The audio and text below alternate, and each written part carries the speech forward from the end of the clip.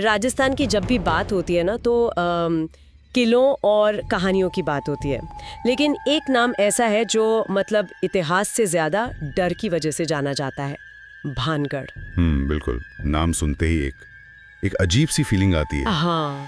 और आज हम भानगढ़ के किसी ऐतिहासिक दस्तावेज पर बात नहीं कर रहे हैं। नहीं, हम बात करें एक आधुनिक कहानी की स्क्रिप्ट पर। इसका शीर्षक है भानगढ़ की आखिरी रात। और ये स्रोत इसलिए दिलचस्प है क्योंकि ये दिखाता है कि कैसे मतलब पुरानी कहानियां और श्राप आज भी उतना ही असरदार हैं। बस उन्हें पेश करने का तरीका बदल गया है। हाँ, तरीका बदल गया है। ये स्क्रिप्ट सिर्फ एक कहानी नहीं, ये एक क्या कहते हैं, एक मनोवैज्ञानिक जाल की तरह है। अच्छा। हाँ, ये हमें सोचने पर मजबूर करती है कि असली डर शायद उस किले के भूत से नहीं बल्कि हमारे अपने अविश्वास से पैदा होता है। तो चलिए फिर इसी मनोवैज्ञानिक जाल की पहली परत खोलते हैं। कहानी की शुरुआत बहुत ही आम है। हाँ। साल 2018, जयपुर के 4 दोस्त हैं, आरव, मीरा, करण और तान्या। बिल्कुल, आज की पीढ़ी। हाँ, और वो एक वीकेंड ट्रिप का प्लान बनाते हैं और गूगल पर क्या सर्च करते हैं? वही भारत की सबसे डरावनी जगह। बिल्कुल,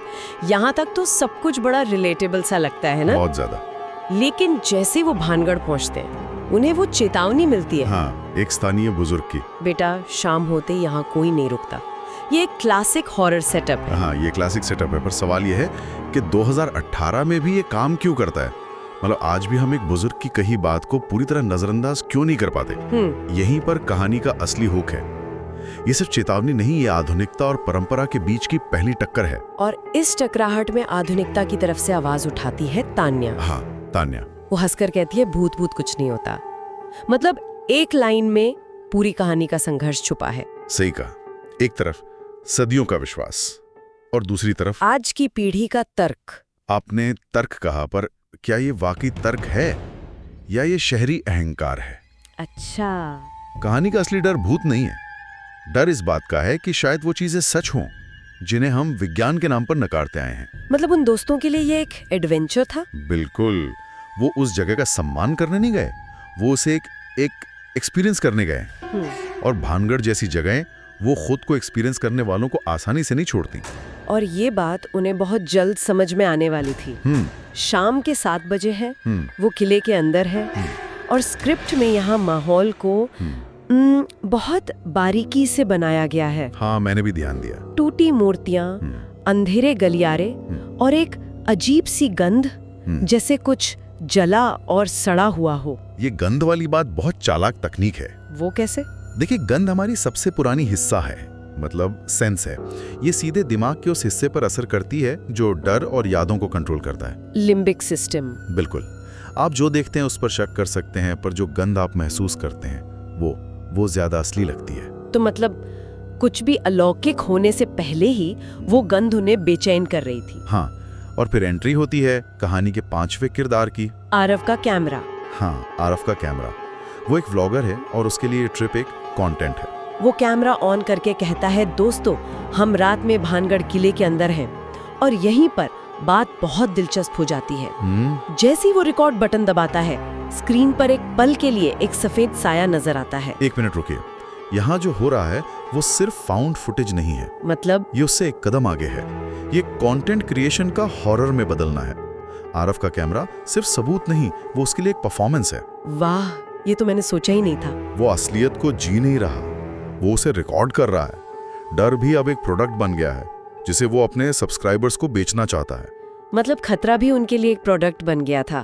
और कहानी का डर इसी बात से आता है कि जब आपका अनुभव कंटेंट बन जाए तो आप खतरे की गंभीरता को महसूस करना बंद कर देते हैं। बिल्कुल, आप दर्शक बन जाते हैं अपनी ही जिंदगी के। और देखिए कि वो अलौकिक शक्ति भी कैसे रिएक्ट करती है। कैसे? वो साया पहले इंसानी आंखों को नहीं, कैमरे के लेंस को नजर आता है। अच्छा। ऐसा लगता है जैसे वो शक्ति भी जानती है कि आज के जमाने में अपनी मौजूदगी का सबूत कैसे देना है।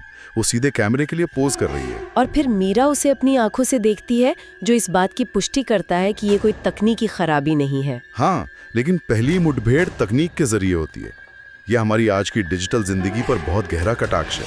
तो उनका कैमरा ही उनकी सबसे बड़ी कमजोरी बन गया। वो उन्हें सुरक्षित महसूस कराने के बजाय खतरे के और करीब ले गया। और ये खतरा क्या था? इसका जवाब भानगढ़ की उस मशहूर किंवदंती में छिपा है, रानी रत्नांगवती और तांत्रिक सिंहिया की कहानी। हाँ, कि कैसे तांत्रिक ने रानी को पाने के लिए काले जादू का सहारा लिया और मरते मरते पूरे किले को श्राप दे गया। ज्यादातर लोग तो इसे बस एक लोक कथा मानकर भूल जाते हैं। सही बात है। लेकिन ये स्क्रिप्ट उस कहानी को सिर्फ दोहराती नहीं है, उसे एक हथियार की तरह इस्तेमाल करती है। वो उस पुरानी ऊर्जा को एक नया शरीर देती है। और वो नया शरीर है तान्या का। मेरा सवाल यह है कि लेखक ने इस श्राप को लौटाने के लिए तान्या को ही क्यों चुना, वो किरदार जो सबसे ज्यादा नॉन बिलीवर है। यही तो कहानी की खूबसूरती है। ये एक तरह का क्या कहते हैं, पोएटिक जस्टिस है। अच्छा। जिसने उस परंपरा का सबसे ज्यादा मजाक उड़ाया वो ही उसका सबसे बड़ा शिकार बने। ये दिखाता है कि आपका अविश्वास आपको बचाता नहीं बल्कि आपको और ज्यादा कमजोर बना देता है। और कोई वजह? एक और गहरा पहलू है तांत्रिक सिंहिया, एक पुरुष। उसका श्राप एक आधुनिक महिला तान्या के शरीर के जरिए वापस आता है। ये सीधे तौर पर रानी रत्नावती के साथ उसके मूल संघर्ष की ओर इशारा करता है, जैसे वो अतृप्त आत्मा आज भी किसी महिला में रत्नावती की परछाई खोज रही हो, अपना अधूरा बदला पूरा करने के लिए। और जब वो श्राप लौटता है तो कहानी पूरी तरह बदल जाती है। हाँ।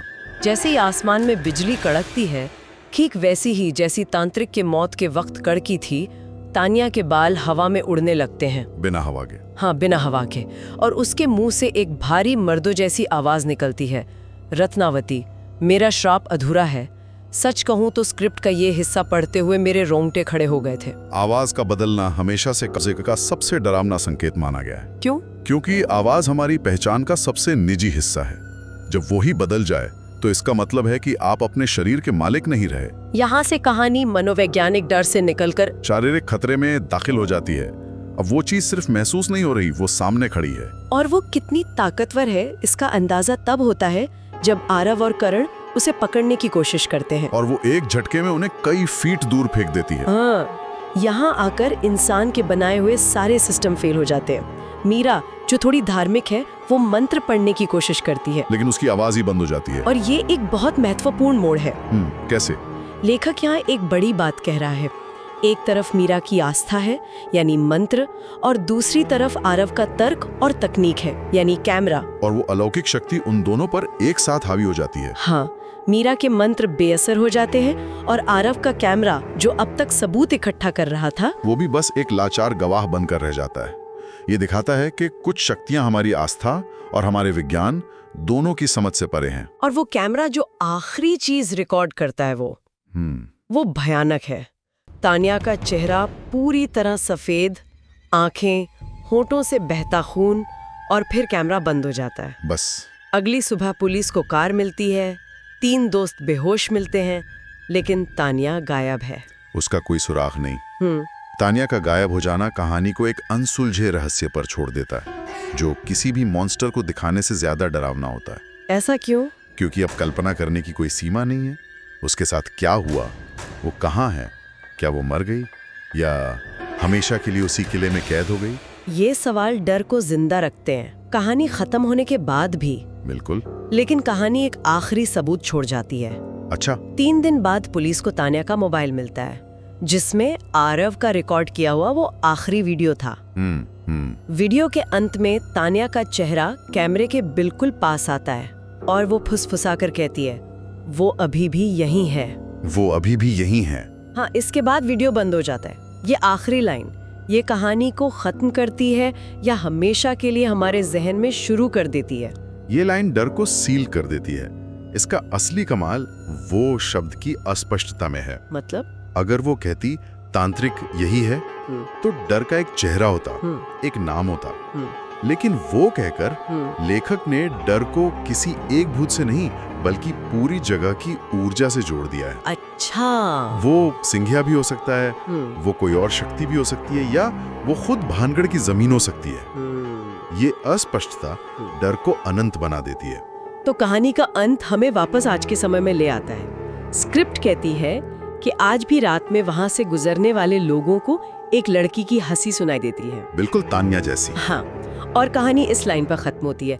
कुछ जगहें सिर्फ देखने के लिए नहीं होती हैं, वो महसूस करने के लिए होती हैं, और अगर तुमने उन्हें महसूस कर लिया तो वो तुम्हें कभी छोड़ती नहीं। अज्ञात का डर, चेतावनियों को नजरअंदाज करने के परिणामों का डर। और इस खौफनाक विचार का डर कि कुछ किंवदंतियां सिर्फ कहानियां नहीं होती। बिल्कुल, यह स्क्रिप्ट हमें याद दिलाती है कि हम कितने भी आधुनिक हो जाएं, तकनीक और तर्क के कितने भी पर्दे डाल दें, कुछ पुरानी शक्तियां, कुछ पुराने डर हमेशा मौजूद रहते हैं, बस सही मौके का इंतजार करते हैं। तो इस पूरी चर्चा के बाद एक आखिरी विचार मन में आ रहा है जो थोड़ा बेचैन करने वाला है। कहानी कहती है कि इन जगहों को महसूस करने पर वो आपको नहीं छोड़ती। तो सोचने वाली बात यह है कि क्या इन कहानियों को इतनी गहराई से सुनना, उनके किरदारों के डर को समझना और उस पर इतनी देर तक बात करना, क्या ये भी उन्हें महसूस करने जैसा ही नहीं है? हाँ, क्या इस चर्चा में शामिल होके हम सब ने अनजाने में खुद को भानगढ़ की उस गूंज से थोड़ा सा जोड़ लिया है? Welcome to the Darkverse. Subscribe for more dark stories. The darkness awaits.